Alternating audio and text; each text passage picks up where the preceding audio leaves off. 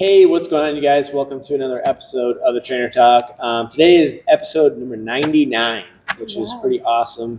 Next week will be 100, so we'll try to think of something special to talk about. Today, we're going to be going over, since when did eating whole, unprocessed foods become considered dieting? This is something that, when said in this way, was very eye-opening to me and very confusing because if you think about it, not that long ago, it was the normal thing for people to have gardens and just eat fresh, whole foods as their diet, everyday foods that they ate. And now, if you eat that way, it's considered you're on some sort of diet plan or something which is kind of defined as something that is short-term, restricting some sort of food or other things so that you can achieve X goal. Most of the time, it's to lose weight.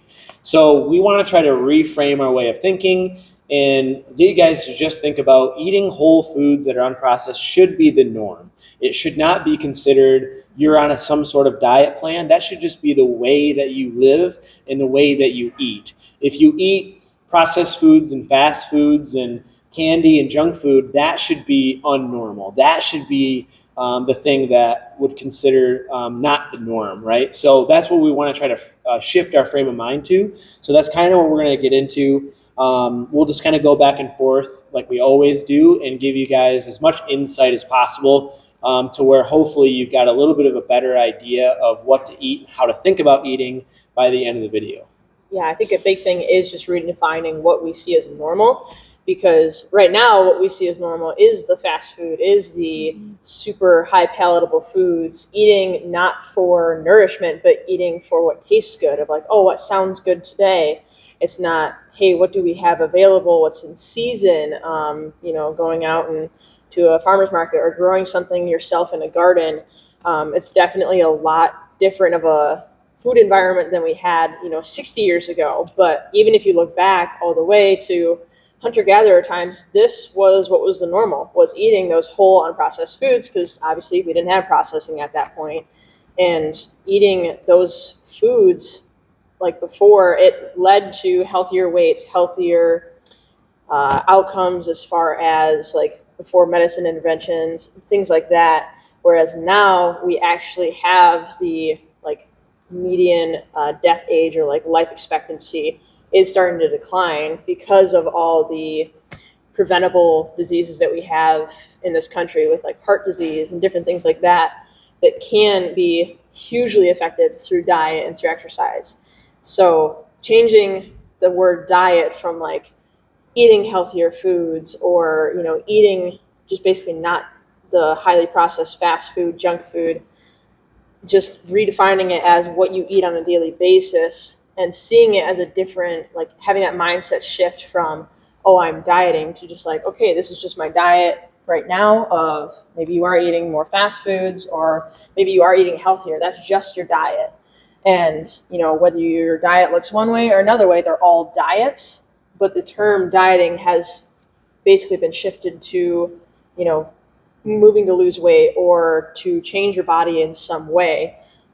Versus, just using it as a term to describe what you currently eat on a daily basis. And then whether you change that or not depends on what happens to your body and different things like that. Yeah, and I think like people don't realize you might try eating like some whole foods. If you're used to eating more of a processed diet and you go to eat whole foods, you might think that it doesn't taste good or as good. But actually like your taste buds and your palate change with what you eat. So the reason that you think those processed foods taste so much better than whole foods is because that's what your body is used to eating.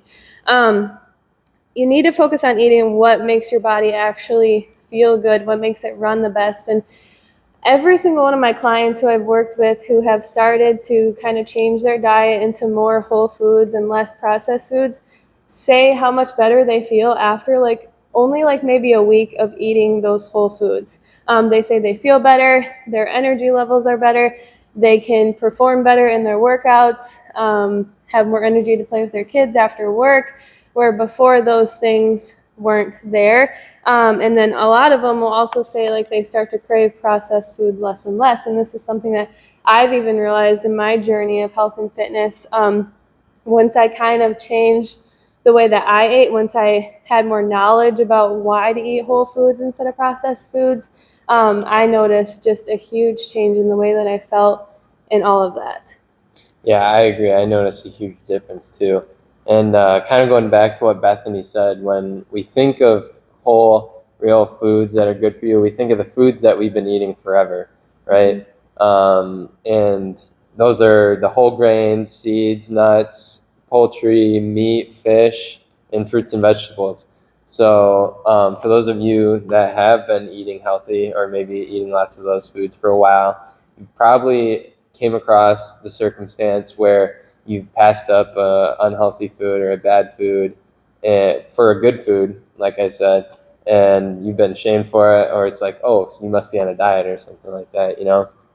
And but the people who say that, they really just don't know any better because they haven't experienced the healthy eating and how the whole foods, like you were saying, make you feel.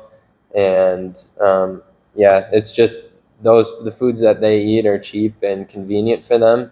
So Yeah, and that's what we kind of want to cover is like we've gotten to a point to where if you do eat healthy, you're considered like an outcast. Like I know like for Katie, for example, at work, she's the one that meal preps and takes a lunch to work with her, and the other people get fast food and they almost give her a hard time for eating a healthy meal instead of getting lunch with them from a fast food restaurant or pizza or whatever it is. So, and I'm sure a lot of people experience that at the workplace and maybe from their family and friends. But we want to try to change that. And most of the time, just to kind of give you guys a little bit of relief, is most of the time they say those things because they're a little bit jealous that you're actually making those changes and they're not.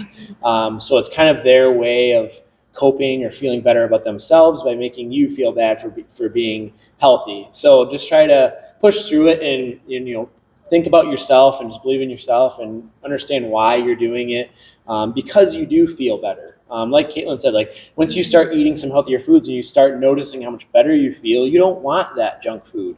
And your taste buds do change over time.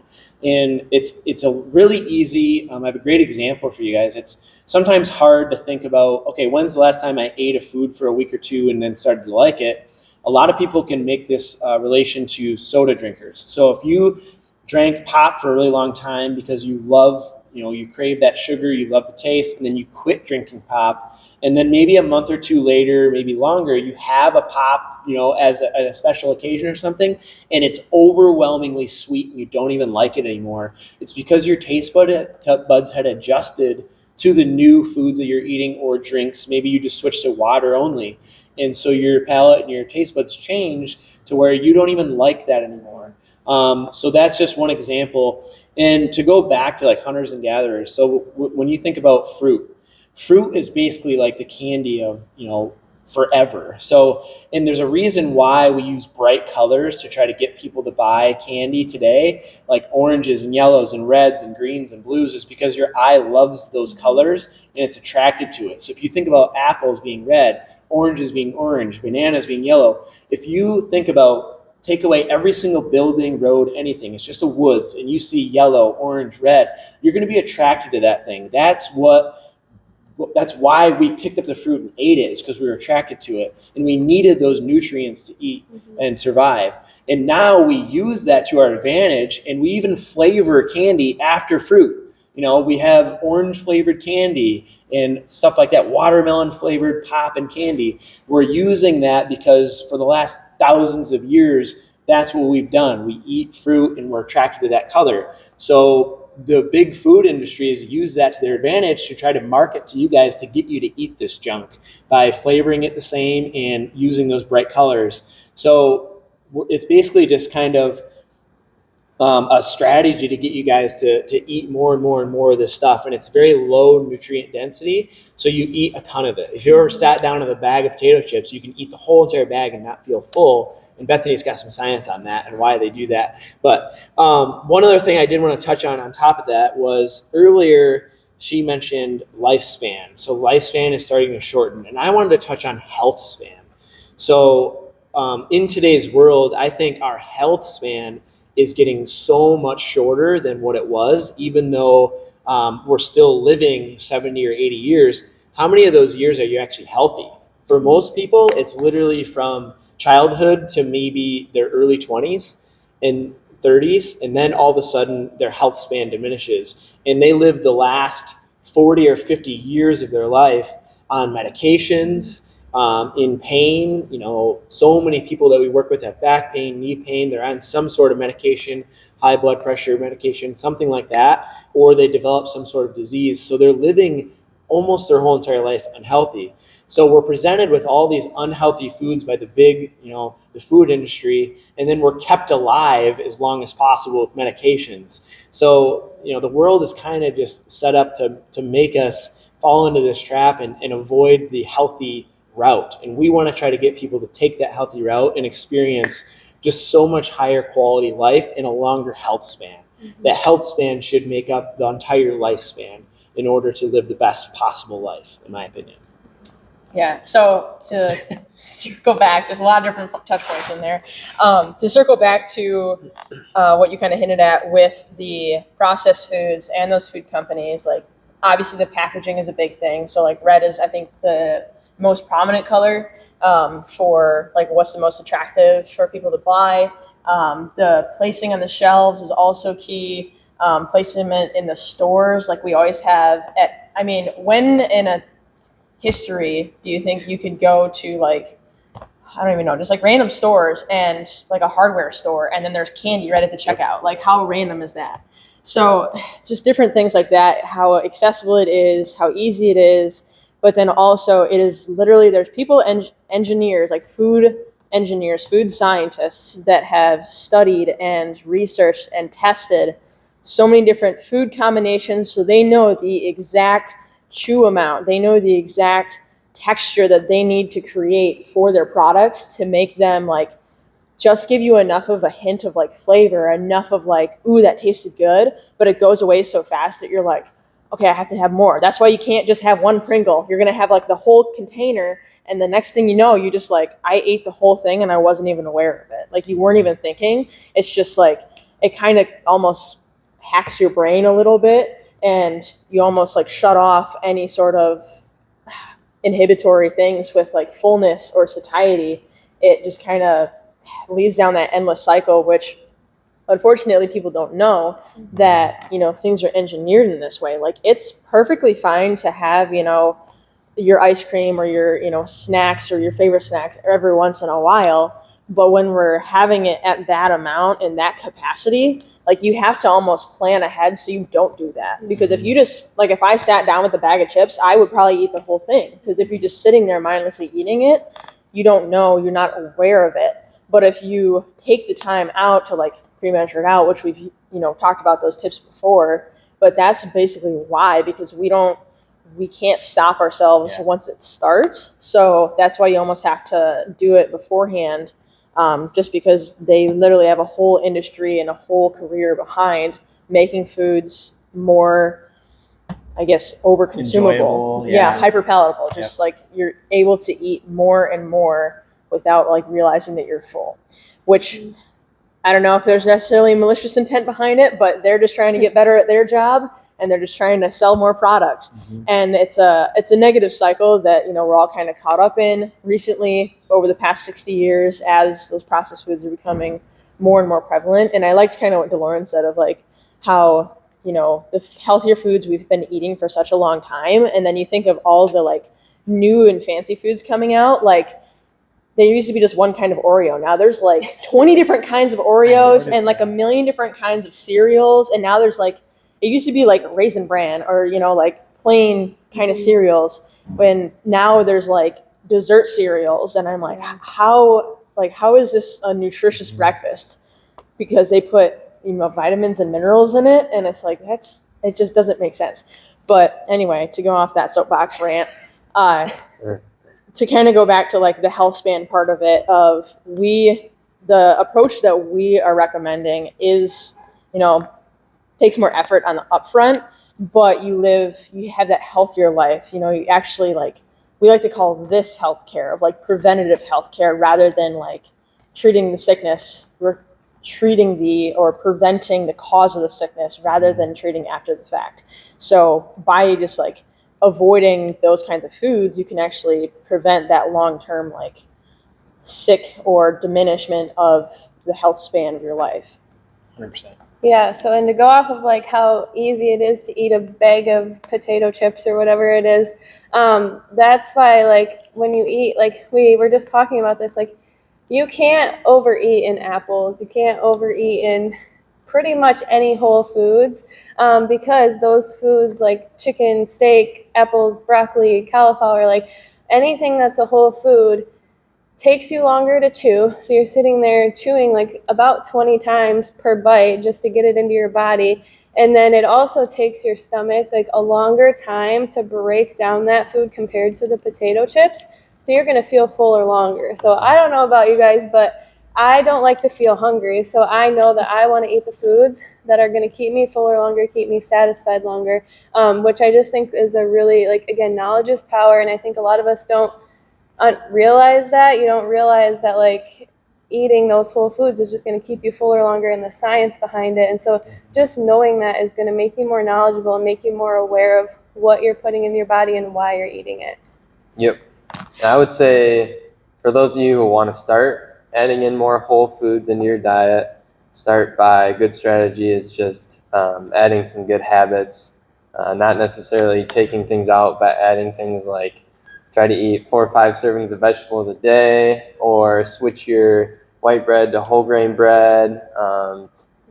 Just starting with these small good habits changes a lot, and it almost changes your desires when you start adding these in, and you're not going to crave the foods, the processed foods, when you start getting enough of these habits into your life. So yeah, what you will notice is like going back to like the fruit talk, like after you eat clean for a little while, like that fruit, it tastes so sweet. It tastes like you're having candy. Like for me, for just as an example, I have oats with vanilla protein. I put blueberries in there and pecans, and it literally tastes like a dessert to me because the vanilla protein and the blueberries are so sweet and flavorful that it's like a dessert. It's it's not much different than for somebody else to go and have like a bowl of ice cream or something. So as you eat cleaner for longer, you'll start to enjoy the flavors of so many more healthy foods and nutritious foods. And that's just another thing, like what Caitlin was saying, when you eat more nutritious foods, not only does it take longer to digest, but you're actually getting